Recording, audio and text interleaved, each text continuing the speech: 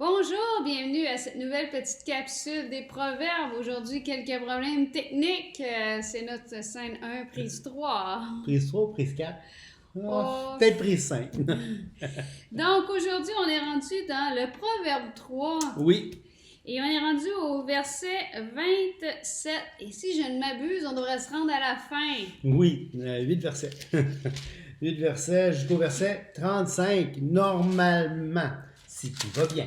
Bon, arrête de parler de n'importe quoi, là. Commençons, là. Lis-nous ça. Donc, ne refuse pas un bienfait à celui qui lui a droit quand tu as le pouvoir de l'accorder. Ne dis pas à ton prochain, va et reviens, demain je donnerai, quand tu as de quoi donner. Ne médite pas le mal contre ton prochain lorsqu'il demeure tranquillement près de toi. Ne conteste pas sans motif avec quelqu'un lorsqu'il ne t'a pas fait de mal. Ne porte pas envie à l'homme violent et ne choisis aucune de ses voies. Car l'Éternel a en horreur les hommes pervers, mais il est un ami pour les hommes droits. On va arrêter là. Et là, ce qu'on vient de voir, c'est une série de 5 négations, si je ne me trompe. 1, 2, 3, 4, 5, 6 négations. 6 négations qu'on... Non, il y en a 5. Il y en a 5? Oui, la 6e, c'était le vendredi passé. Ah oui, c'est vrai. 5 négations de suite. Merci. Ne refuse pas un bienfait. Ne dis pas à ton prochain va et reviens. Ne médite pas le mal contre ton prochain. Ne conteste pas sans motif. Ne porte pas envie à l'homme violent. 5 négations. Et ensuite de ça, il va y avoir un quart. Car l'Éternel a en horreur. Ouais. Conjonction de coordination. Importante. Hein? Les ne, négation, car, conjonction de coordination, qui va expliquer pourquoi on va éviter de faire ce qu'il vient de dire de ne pas faire dans les versets précédents. Donc, ce qui est intéressant, c'est que ces versets-là qui commencent, tu me disais tu me disais tantôt que ça correspondait à... Dans une des reprises. Oui, c'est ça aussi, par exemple, que je puisse aller avec... Ben, on a ici des exemples de ce qu'on appelle des...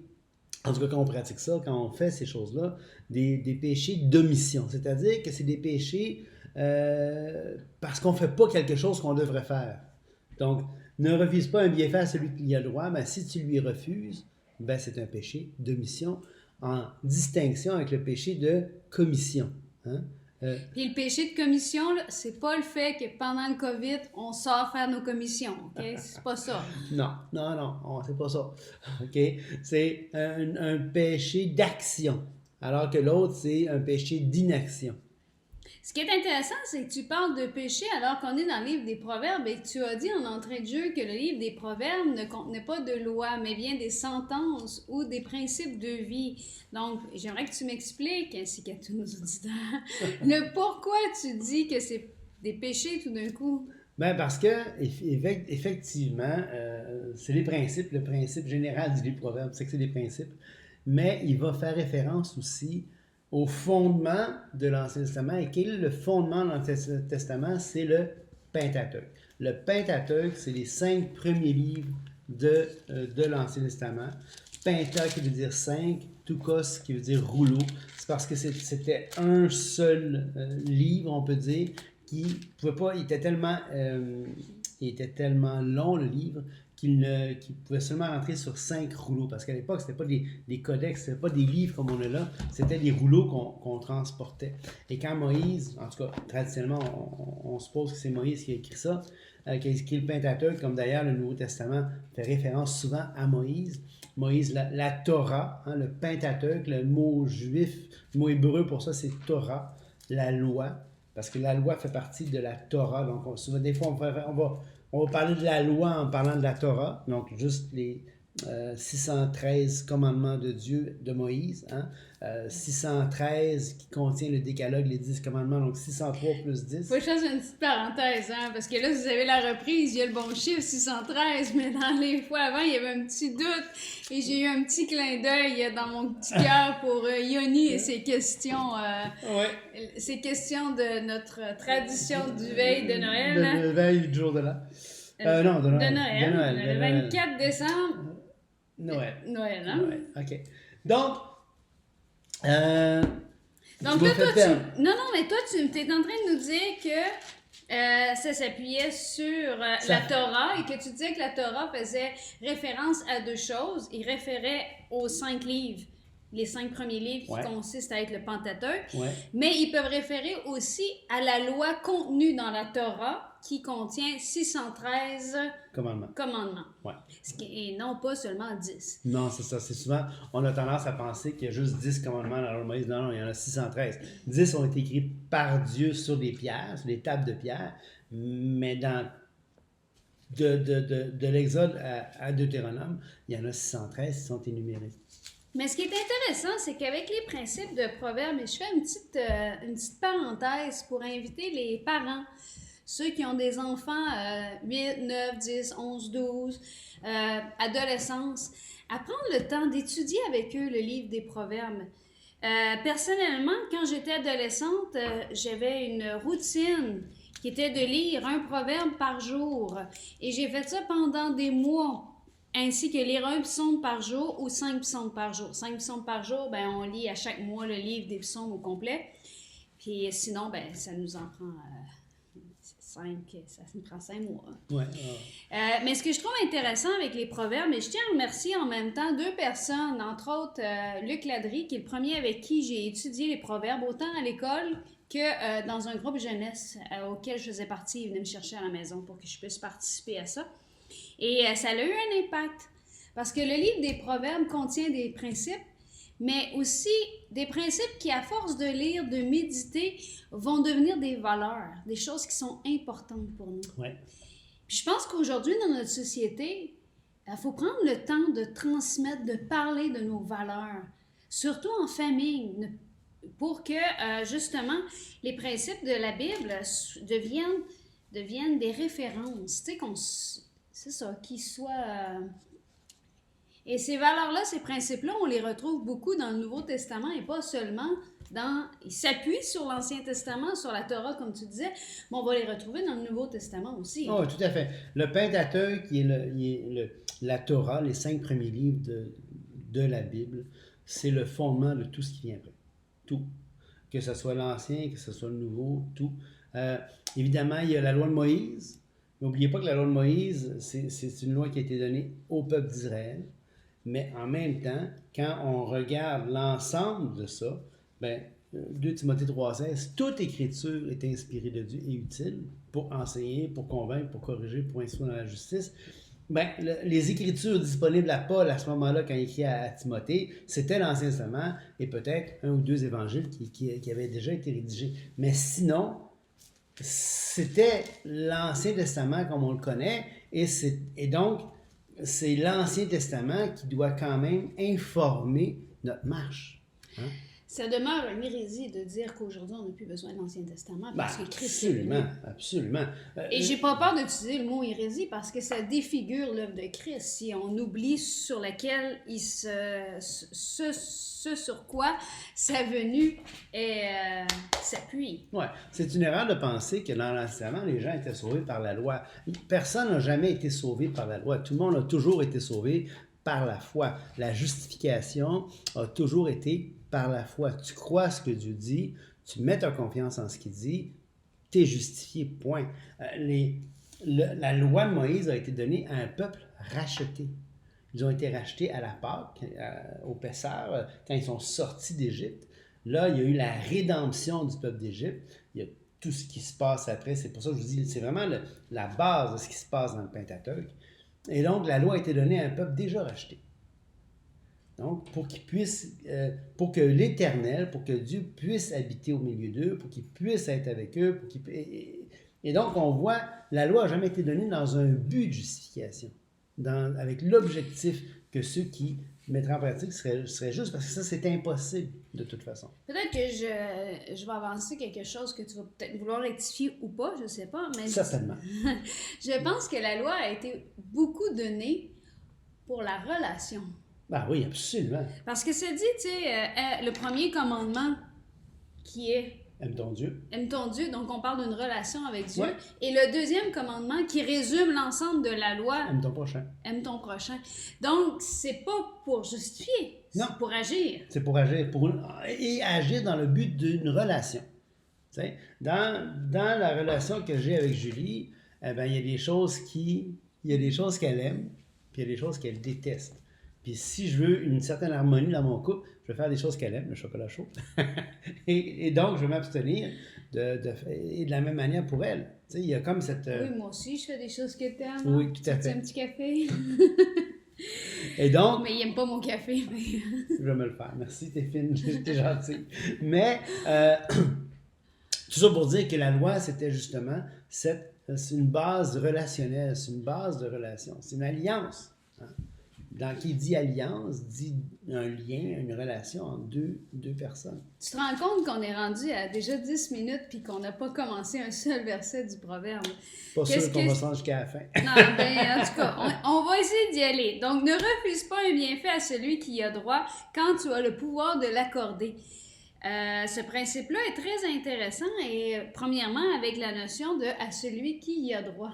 Oui, parce que, et encore là, il y a différentes sortes de bienfaits, c'est-à-dire d'actions bonnes qui peuvent être faites. Et donc, parmi les choses que les gens ont le droit, il y a, tu vois dans Galate, il y a Romains 13, 7. Hein? Rendez à tous ce qui leur est dû. Alors, c'est quelque chose que je dois. C'est pas une grâce que je fais à l'autre quand je fais ça, c'est quelque chose que je dois faire. C'est un dû, c'est un devoir. Hein? Il y en a qui vont dire, ah ben sous la grâce, il n'y a plus de devoirs. Non, il y en a plein de devoirs sous la grâce. C'est pas parce qu'on est sous la grâce que tout d'un coup, on peut faire ce qu'on veut. Non, il y a une règle de conduite qui plaît à Dieu. Et il y a des commandements dans le Nouveau Testament, comme il y en a dans l'Ancien Testament. Mais encore une fois, c'est jamais la base d'une justification. C'est pour une relation. Hein? Et donc, rendez à tous ce qui leur est dû. L'impôt, à qui vous devez l'impôt. Bon, ben, c'est le temps des impôts, justement. Hein? Le tribut, à qui vous devez le tribut. Ben, il n'y a pas de tribut en ce moment dans notre société, mais c'est pas grave. Ouais, la crainte. Ça va être la taxe. Les taxes, oui, absolument. Absolument. La crainte, à qui vous devez la crainte. L'honneur, à qui vous devez l'honneur. Donc, on doit ces choses-là. Et ici, qu'est-ce qu'il dit le Proverbe 3? Il va dire justement... ne refuse pas un bienfait à celui qui y a droit. Alors, ces choses-là, ces gens-là, c'est leur droit de recevoir ça de nous. Donc, c'est un dû que nous leur devons. Puis ce qui est intéressant, c'est que dans la deuxième partie, ça dit quand tu as le pouvoir de l'accorder. Donc, c'est jamais... ça ne doit pas être un fardeau non plus. Si tu as le pouvoir de le faire, fais-le. C'est tout. Et ce qui est intéressant dans Galates 6:10, un verset que j'aime beaucoup, et je pense qu'il est à propos dans notre période où est-ce que nous vivons aujourd'hui. Ça dit « Ainsi donc, pendant que nous en avons l'occasion, pratiquons le bien envers tous et surtout envers les frères en la foi. » J'entends des témoignages en ce moment de personnes qui vont dire « Oh, il y a peut-être des gens qui se sentent seuls. Qu'est-ce que je pourrais faire dans cette période de confinement pour les... » on a des gens qui, à l'Église qui prennent particulièrement soin... l'Église EGV qui vont avoir cette pensée-là. J'en vois d'autres qui vont avoir déjà donné leur nom sur Je bénévole, puis ils ont déjà cherché dans leur milieu où est-ce qu'ils pourraient s'impliquer. Et c'est précieux, ça, parce que ça fait partie de nos valeurs en tant que croyants. Vraiment, vraiment. D'ailleurs, dans Jacques 2, vous savez, c'est pour ça que je vous dis, il y a toujours un lien entre l'Ancien et le Nouveau. Parce qu'il faut comprendre que même si Christ est mort et a cloué la loi sur la croix, parce que la loi de Moïse a été accomplie, okay? Mais ce qui était moralement bon dans la loi, là, ça n'a pas arrêté. C'est toujours moralement bon. Et il y a des devoirs moraux qui sont tout aussi valides aujourd'hui qu'ils l'étaient sous la loi. Il y a encore des pauvres, il y a encore des veuves, il y a encore des gens dans le besoin, il y a encore des mendiants, il y a encore des orphelins, il y a encore tout ça. Oui, absolument. Donc, les besoins sont encore là. Ils sont encore là, absolument. Et donc, si la loi de Moïse a été mise de côté, il y a encore plus pour ceux qui sont gentils, qui sont non-juifs, parce qu'ils n'ont jamais été sous la loi. Okay? Mais la loi a été clouée sur la croix, elle a été mise de côté à la croix. Parce que pourquoi? Parce que Christ a accompli la loi. Okay? Donc maintenant, ce qui était moral, ce qui était moralement bon, tant en valeur qu'en devoir, okay?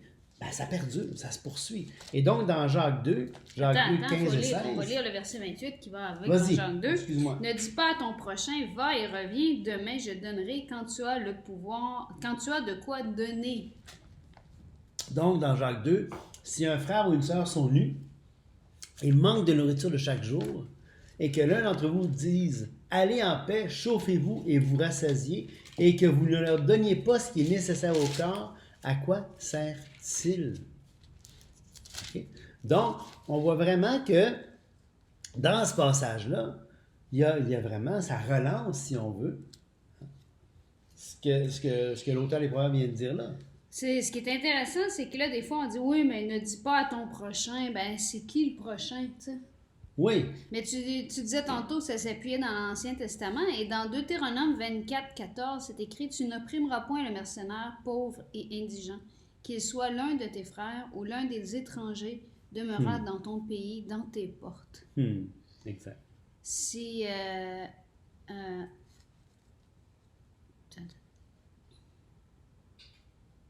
Puis c'est intéressant parce qu'il dit « Si cet homme est pauvre, juste avant, là, oui. Un petit peu, là, je sais Pas de problème. OK. Si ton ombre est pauvre, tu ne te coucheras point en retenant son gage. Tu le lui rendras au coucher du soleil, afin qu'il couche dans son vêtement et qu'il te bénisse. Et cela te sera imputé à justice devant l'Éternel, ton Dieu. Qu'est-ce que ça signifie, ça? Ça va être imputé à justice. Ben, ça veut dire que, justement, ça veut dire qu'il y a une justice dans ça. Hein? Relis le verset. Tu lui rendras au coucher du soleil afin qu'il se couche dans son vêtement et qu'il te bénisse. Et cela te sera imputé à justice devant l'Éternel, ton Dieu. Parce que tu as cru ce que Dieu disait, tu as agi en fonction de ça, ça t'impute à justice. C'est toujours, la foi est toujours au centre de la justification. Toujours. Oui, c'est ça. Puis ça veut pas dire que tu es sauvé parce que tu as fait ça. Là. Non, jamais. Non, mais ça veut dire que ça a une valeur aux yeux de l'Éternel quand on aide notre prochain. Ben oui, absolument. Et c'est vraiment important à ce niveau-là. Et donc, justement, dans Jacques 4, 17, ça dit, celui donc qui sait faire ce qui est bien et qui ne le fait pas, commet un péché. Hein? Ce qui est intéressant avec les deux prochains versets qui dit « Ne médite pas le mal contre ton prochain lorsqu'il demeure tranquillement près de toi, ne conteste pas sans motif avec quelqu'un. » Je suis retournée dans Proverbe 3, 29, 30. « Lorsqu'il ne t'a point fait de mal. » Ces deux versets-là parlent vraiment de la relation. Ouais. Ils parlent d'un côté, et pas dans ta tête, qu'est-ce que je pourrais faire pour... Qu'est-ce que je pourrais faire? Ne médite pas le mal. Des fois, là, on a quelque chose qui s'est passé, puis on se dit que j'aimerais ça y faire payer un peu, tu sais. Ne conteste pas sans motif avec quelqu'un. Qu'est-ce que ça signifie, ça? Ben, ça veut dire que tu vas avoir quelqu'un pas en horreur, c'est le mot est froid, là, mais que tu vas t'argumenter avec quelqu'un pour aucune raison, t'sais, aucune raison valable. Faut pas que tu cherches les querelles, en d'autres termes. Faut pas que tu cherches les querelles. Puis j'aimerais revenir sur quelque chose qu'on a dit par contre. C'est pas parce qu'on fait quelque chose de bien que ça nous justifie. Ce qui nous justifie, c'est la foi. La raison pour laquelle on va faire ce qui est bien. Sinon, on fait ce qu'on appelle en logique affirmer le conséquent. Hein? Si le plancher mouillé, s'il pleut, le plancher mouillé. Mais tu ne peux pas dire le plancher mouillé, donc il n'y a plus. Affirmer, tu ne peux pas juste affirmer. C'est pas parce que tu as fait une action bien que ça justifie. Mais si tu crois à Dieu, tu vas faire l'action de bien et tu vas être justifié non pas parce que tu as fait le bien, mais parce que tu as cru Dieu. Vous voyez? Donc, c'est important de départager ça. Mais ce qu'il faut comprendre, c'est que l'action bonne, elle est bonne. Peu importe qui l'a fait. Mais même si elle est bonne, elle ne justifie pas en soi. Et ça, c'est important de comprendre ça. Ce qui va justifier, c'est la foi. Toujours. Toujours, toujours, toujours. Et encore plus aujourd'hui, dans l'ère de l'Église, et après la croix, dans l'âge de la grâce, on peut dire, dans l'ère de la grâce, après la croix, bien, quand tu places ta confiance en Jésus-Christ seul pour la vie éternelle, Ah ben là, c'est encore plus. Là, c'est que tu es justifié, mais tu n'es pas seulement justifié, tu es sauvé, tu es placé en justice. Il y a toutes sortes de bénédictions qui s'attachent à cette action de placer notre confiance en Jésus-Christ seul pour la vie éternelle. Tu sais. Amen. Je pense pas qu'on va terminer finalement notre chapitre 3. Mais par contre, on pourrait au moins finir les nœuds. Oui. Et le verset 31 qui dit « Ne porte pas envie à l'homme violent et ne choisit aucune de ses voies ».